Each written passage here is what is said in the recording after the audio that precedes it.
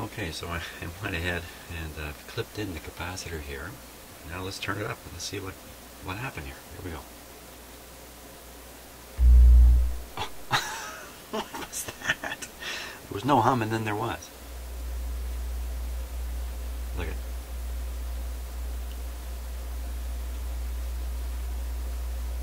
I'm onto something here. Bad clip leads or something. The hum was gone there for a moment. What is going on? Oh! I think I got a bad clip lead in the deal here. I think that's what's happening. So I just want to read the voltage on that capacitor.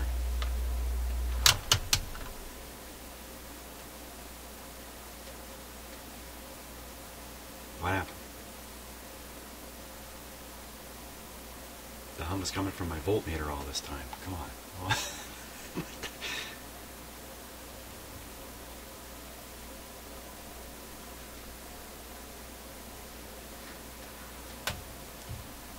Okay, let me just disconnect.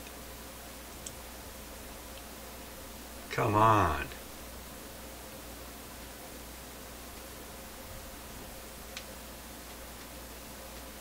What the heck has happened now? The hum has just disappeared.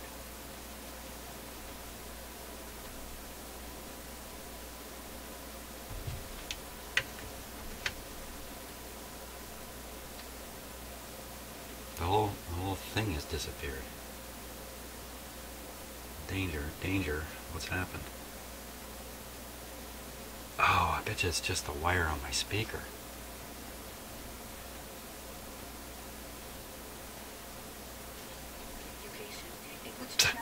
Yes. All the excitement was for nothing. Okay, so let me fix my speaker connection here because I can't afford to have me look like a dummy. So as usual, I'm just not using enough wire. I'm just wrapping these wires.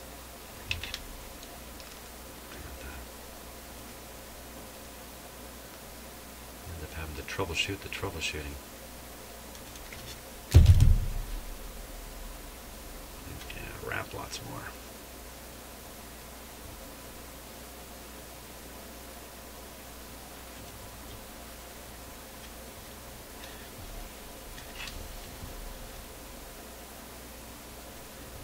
I really thought I'd solved it. But I think we saw enough there to know this doesn't solve it, adding this capacitor. Okay, let's get the capacitor out here. Clip lead ready. Let's put the clip lead on.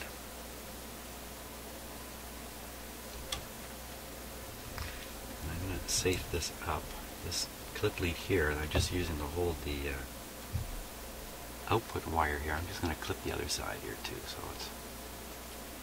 there isn't an open clip lead just waiting for me to grab it and clip it to something by accident. So okay, speaker's connected, back on the power.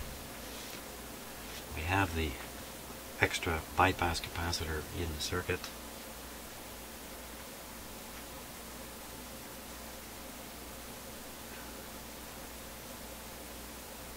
I suppose there's a chance the cathode resistor has taken a beating and has changed value tremendously.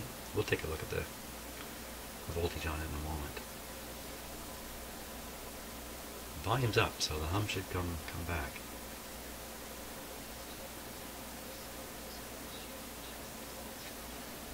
Education in the midst there of this war and of them being refugees in a place that's not home. Yeah, I wish I had enough funds actually to take them. Well, it seems to be greatly reduced. Let's check the voltage here.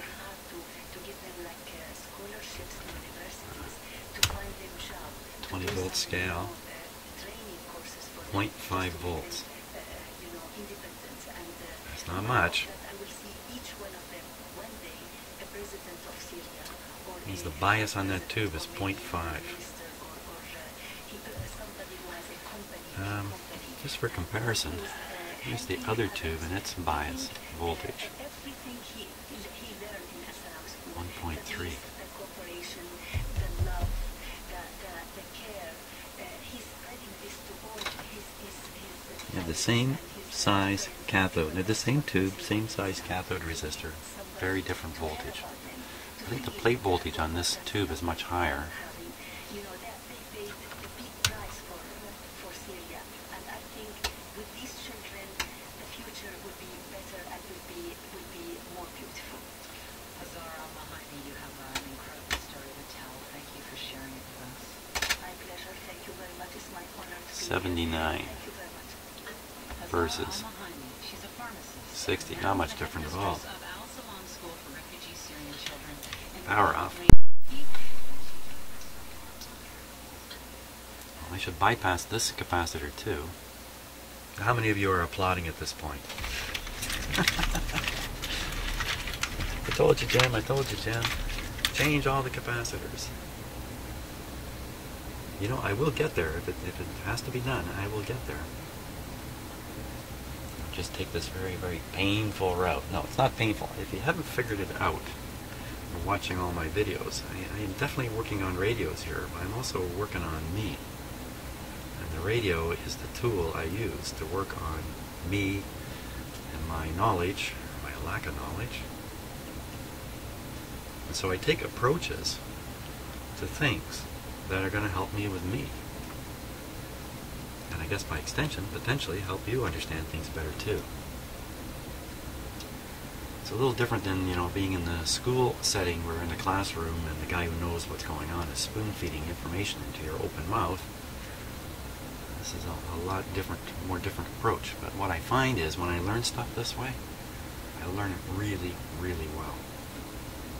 And I'll have to give you the Lost in the Woods story, but not right now. So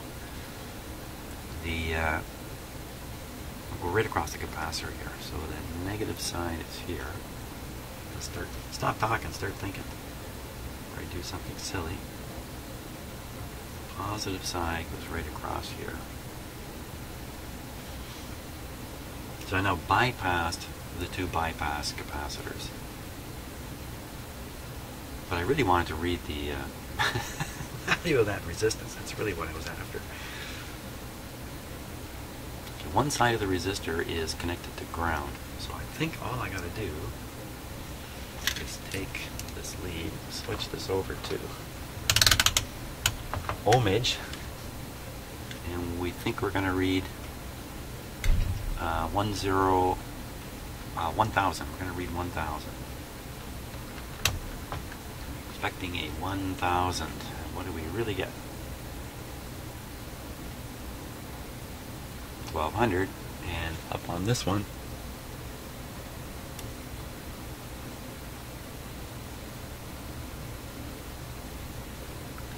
$1150.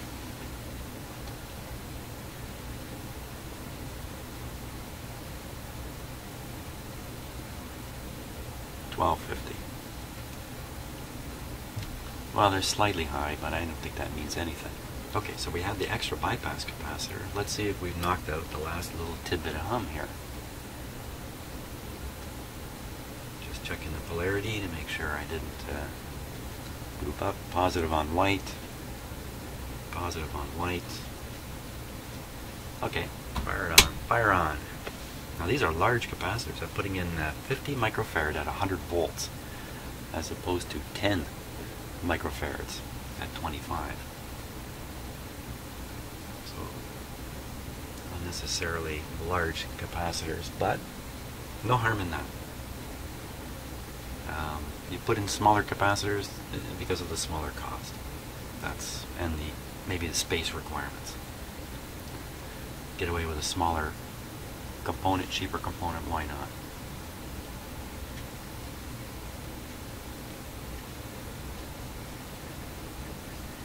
Here it comes.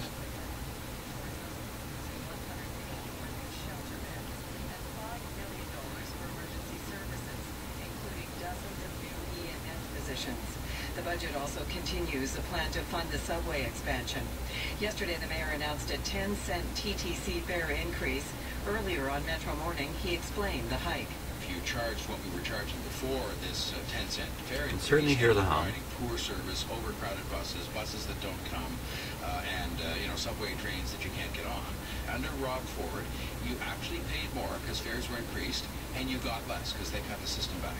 And at least what I'm able to say with a totally straight face, and I'm prepared to be measured on it because these are changes that will start to be implemented within weeks, is that people are going to pay a little bit more and get a lot more.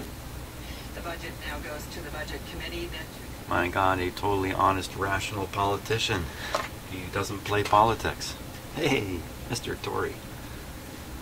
Get in there and get going. So, by the way, Rob Ford, maybe some of you don't know what I'm talking about, but Rob Ford was quite a infamous mayor. He didn't go away. He's a councillor now. He missed being a mayor, but he managed to win a council seat. But unfortunately, the man is very sick. He's fighting cancer. He's very sick with it. So he's very much subdued and way off to the side now, which is an unfortunate thing. But that's what's happened. Okay, enough of that. It could be a little bit of the hum is from these long wires to these capacitors, possibly. Or to actually mount the capacitor in there. That might clear up the remainder of the hum. Let's hear that hum again. I'm going to pull the input out. Ah, you know what? It's almost the same.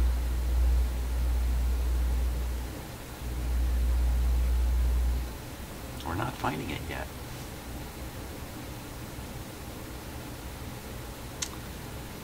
Let's make absolutely sure the bypass on this this one is actually connected. I have wonky clip leads.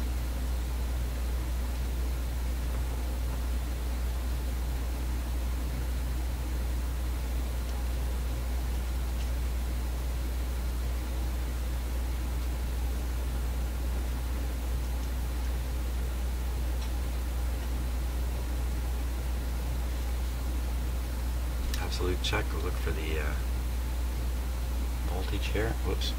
Not with it set like that, I won't. There's that very low voltage. There's the also low, but not quite as low. So I think everything is connected here. I think we can conclude that the bypass capacitors are not responsible for the hum.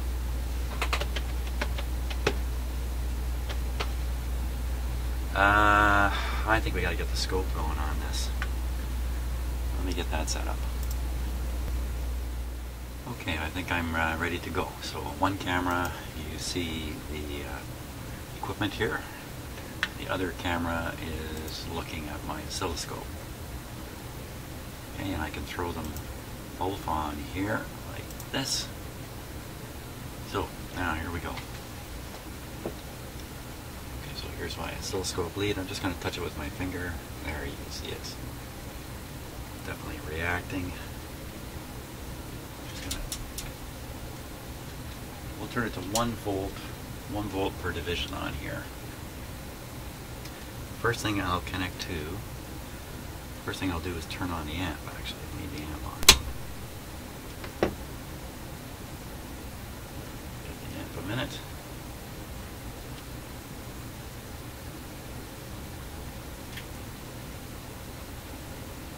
Wait for that pleasant hum to come back. I've left the bypass capacitors connected. I probably shouldn't. But I'll leave it for now. I probably should not leave them connected because there's too many clip leads laying around on my bench here. And the potential for me to drag something through here or drop something on it is there. I won't sweat over it at the moment. So where's that hum?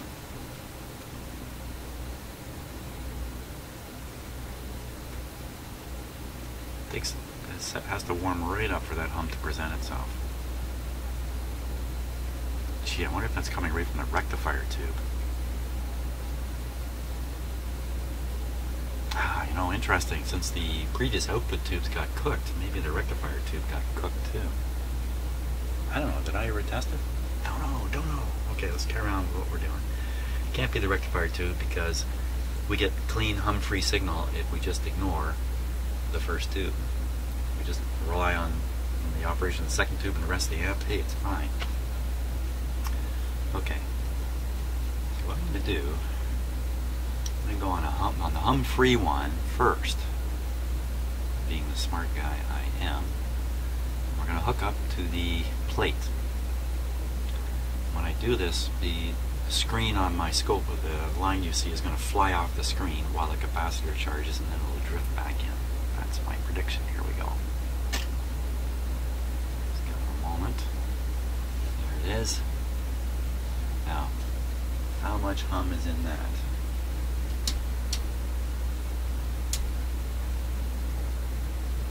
Let's see if I can just stop it here. Oh, wait a minute. Triggering on the wrong input. Slow this down, way down. Way down.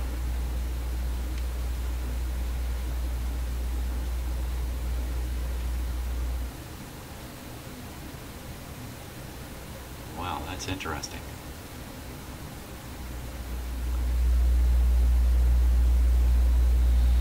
Not particularly interesting, come to think of it. So this is the hum we're listening to coming out of the plate of the second tube. And you know, it's got to show up here if we're going to hear it coming out of the speaker. So now we'll go to the input of this amplifier, which is here, which is basically the output of the other amplifier. And we'll turn it up. Now if there is a hum there, it's going to be very small because it's not amplified. So I'll make my scope more sensitive.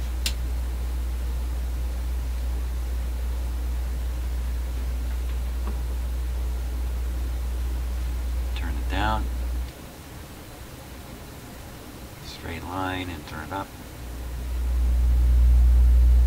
So the hum is coming into that tube on the grid line. Hey, no surprise there. If that didn't happen, I would be lost again. Okay, so now we'll go to the tube that we think where the hum is being sourced. First, we'll look at the plate again. Let's go back to 1 volt per centimeter on the scope. Go on the plate once again. It's going to fly off the screen and then come back.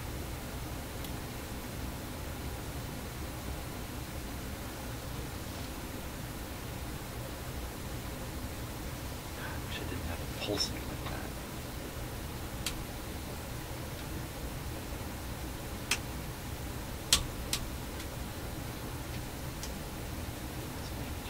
Better. Let's turn the brightness down here. The camera doesn't make this easy to do. Okay, so some of the things you're seeing on the screen is due to the frame rate of the camera. So when you look at the display, it seems to be kind of in pulses along there. That's just a phenomenon of the camera. And when I look at it with my eye, there's no bright and dark segments to that line. Is there a hum? Let me turn up the volume now. So that doesn't change. But I would say there's a teeny tiny hum there. That's a hum in the face of how much voltage was it? 80 volts, 60 volts, something like that. So I'm going to make my, so now you can see it much clearer. There it is. That's the guy we're after right there. He shouldn't be there. How is he getting there? Well, let's look at the voltage supply to that tube. I think it's exactly the same voltage supply as to the other tube. Sort of. Because we see that on the plate of that tube. Let me just move the lead to the plate of the other tube. The same sort of hum? No, I think it's a whopper in comparison. It's just going to be right off the screen or something. Hey, where'd it go?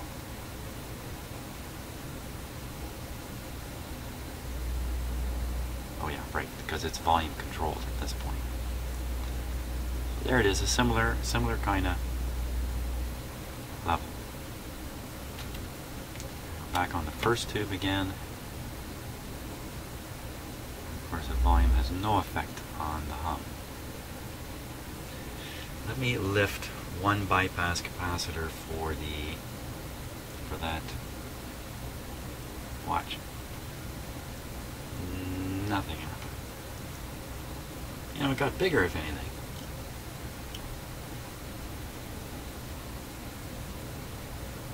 Somebody explain that one to me. Must be these long clip leads again. That's clearly not the source. Okay, without changing the settings on the scope, I will simply move it over now to the screen grid.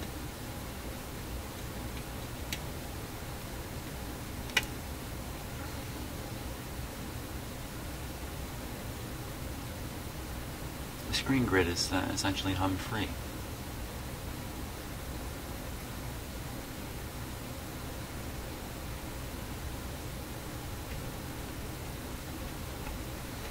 I seem to remember reading a story once about some guy doing exactly this kind of work, and in the end, the hum was because of the socket, the tube socket. Come on, it can't be. Let's clip right on the ground here. We should see nothing, of course. It's a pretty noisy looking thing there. Let's get a better connection.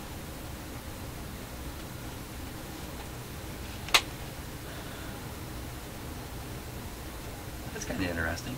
I've got the scope is fairly sensitive. It's at 50 millivolts per centimeter. So you see the centimeter division here, 50 millivolts.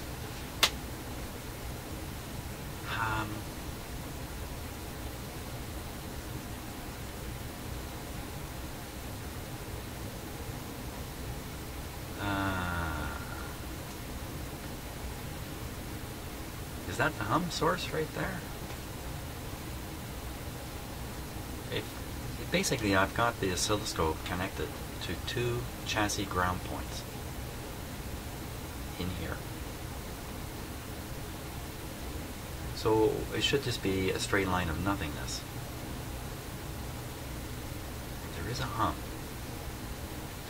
So let's fiddle around. Let me reconnect now to a different ground point on the chassis. Just a different spot. That looks pretty hum-free, doesn't it? Okay, let me try another spot. This is the ground point of the non-humming tube, loaded with that same hum. It's loaded with that same hum, but what comes out of this tube is not amplified as much as what comes out of the other tube. The other tube is more sensitive to a little bit of hum. Hum on the heater. Why should it matter? These tubes have separate cathodes. Hum on the heater. Let's try another tube.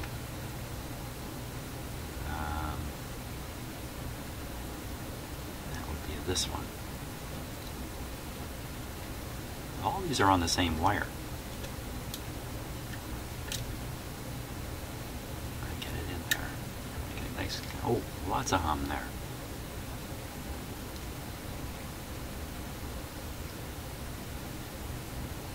Hum there relative to the chassis connection I'm connected to. So I'm reading from the grounded side of the heater on this tube to a nut screwed into the chassis down here.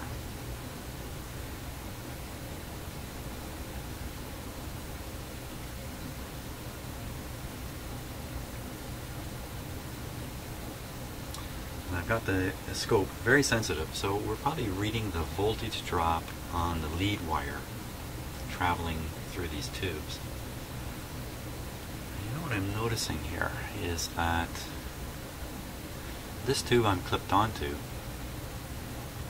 this point is not grounded to the chassis, like the other two tubes. This grounded side of the heater is just on a wire that's leading along. Hey, what if I ground that? What if I put a ground right here?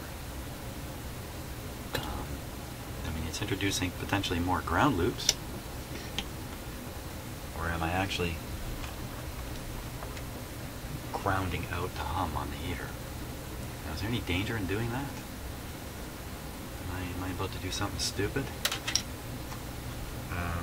Let's look for a voltage on it.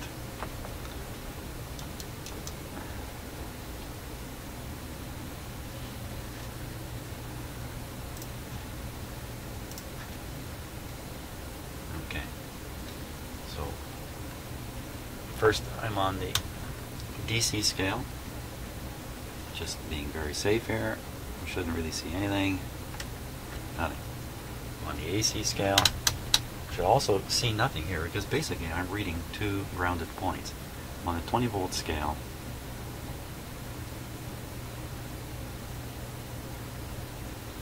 Okay, so that's what we're getting there. Now let me touch the ground terminal here, the chassis ground.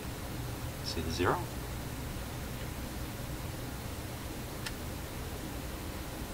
Tiny little voltage there. Clip leads aren't the best thing to use here, but I'm going to ground it with a clip lead. So go back and keep an eye on the scope here while we do this. Oh, I took the scope off. So put the scope back on where the hum is very noticeable, and that's on the plate of the second tube. Oh, scare myself. I'm on edge when I'm doing this stuff, and you gotta be. You gotta be. Hey, that reminds me. Just increase the edge here.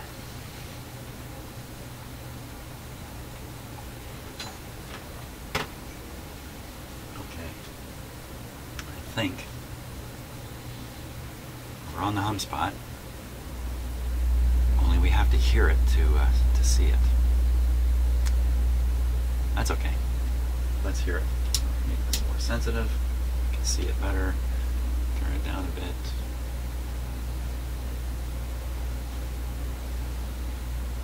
Let's put it up in the middle of the screen. Now I got to somehow attach a ground.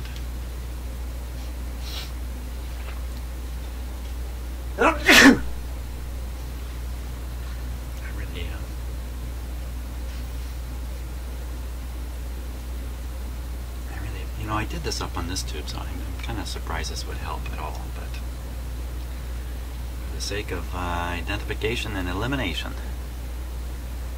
of stuff, okay, I gotta get this onto a good ground point here. Give me a better clip lead.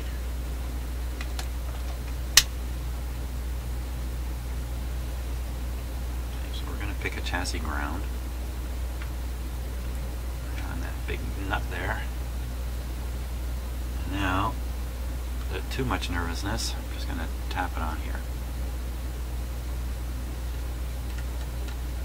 Okay, you're going to clip it on.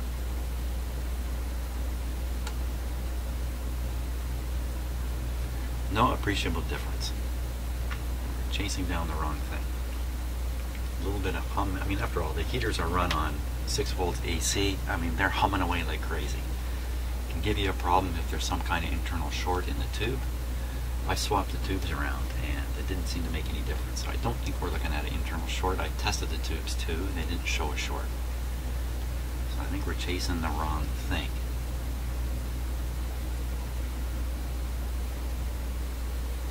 Well, let's look at the screen, and we did look at the screen. Actually, look at the grid. Did we look at the grid? What? What happened there? For a moment, the hum kind of went away. Okay, so this is the incoming grid. All the volumes are turned minimal. Hey.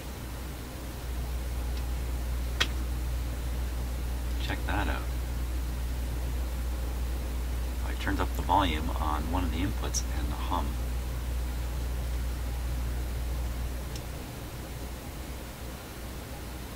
So the hum is coming right in on the grid. I grounded the grid and the hum didn't go. I must have grounded the grid with a humming wire. Yeah. Don't touch that. That will wake up my neighbors. Yeah, let's turn this down. Oh no, because it's going to really pop. I'm going to put it on the ground way down here.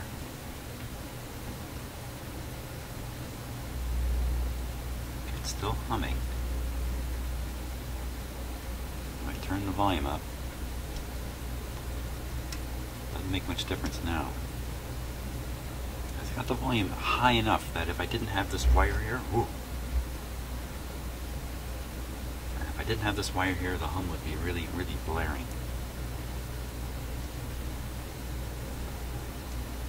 Now, when I was reading about ground loops, there was a lot being said about the inputs. And you want, if I got this right, if there's going to be a single point of grounding to the chassis, you actually want it close to the inputs. So often the inputs, literally these connectors and that, you know, when you put them on the cabinet, they ground right to the cabinet. So you want a ground there. You don't want it. You're going to get a ground on these connections. Then you should take any other chassis ground and also put it up in the same spot, so you don't develop a voltage drop through the chassis.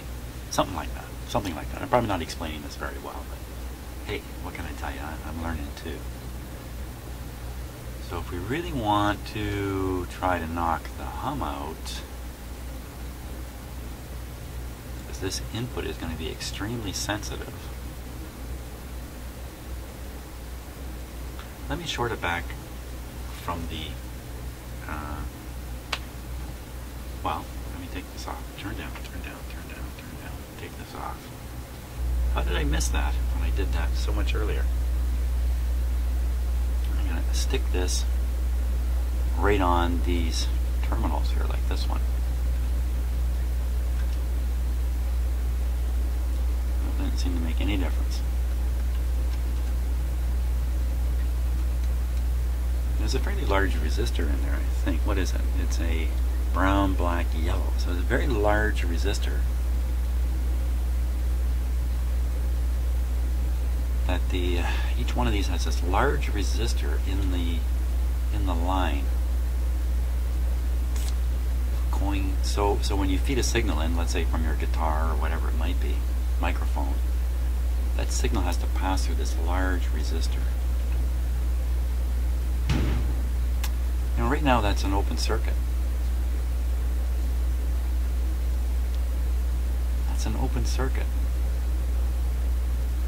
That's like an antenna sitting there, because these high impedances.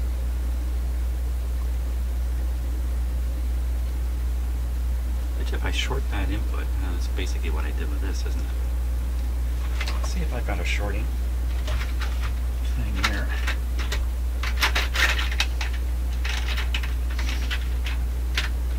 The answer is yes, I do.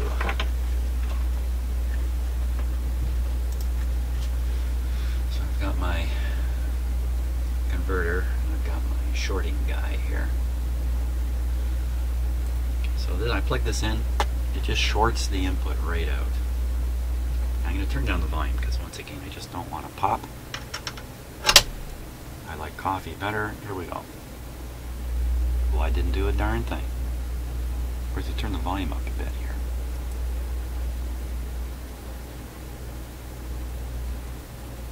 So what is happening when the volume is turned high?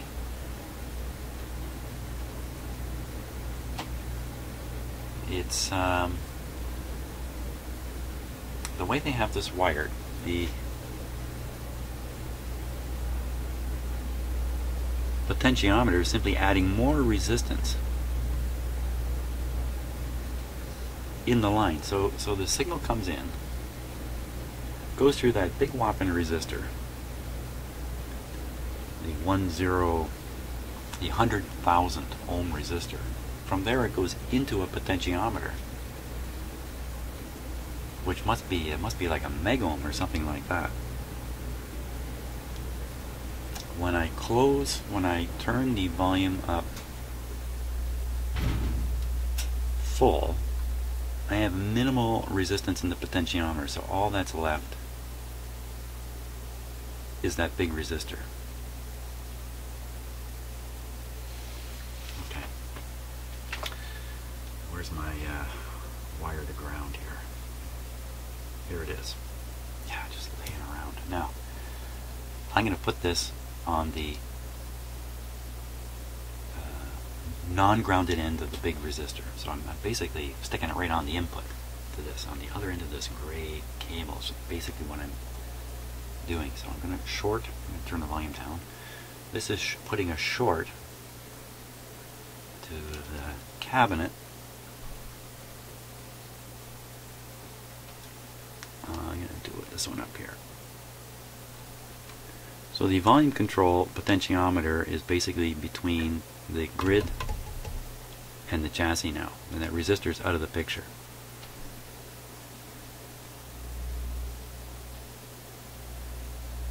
Well, I think it's reduced. Set this like this. Take it off. Better take it off from this end.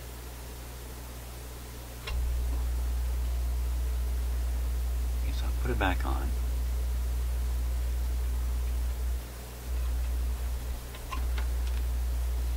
Why did I miss the hum on the grid the first time around?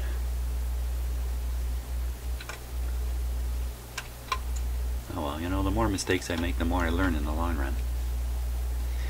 You know what, if you go through the woods every day and you follow the same path, you never find out there's a better path just over yonder.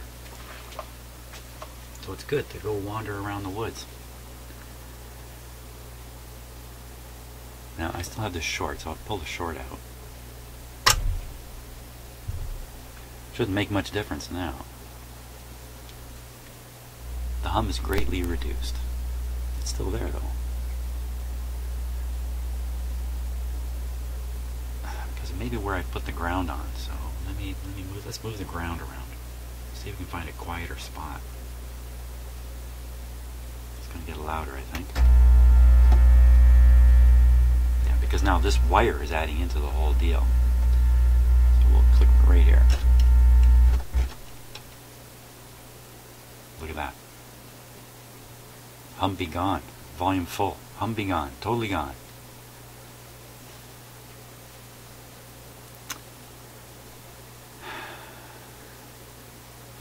So I think this is a classic guitar amplifier hum problem, where there are hum currents flowing in the chassis, and because these connectors are shorted to the chassis, they can pick up this hum and deliver it. But all I need to do is short them right out, short them out to ground, the hum disappears. Okay, so we've certainly nailed it down now. What do you do about it?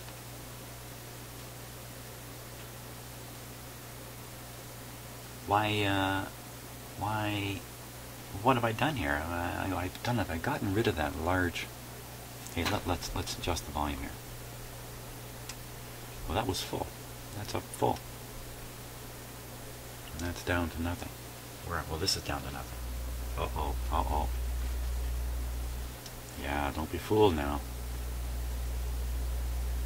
So it's still sensitive to the hum. I got myself fooled with these volume controls. Now, at this point, what there is here is the shell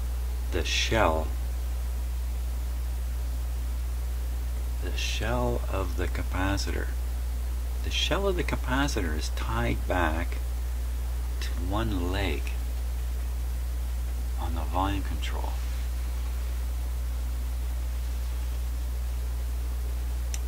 One unused leg on the volume control. Let me get in there with a close-up camera here. Give me a moment while I set that up.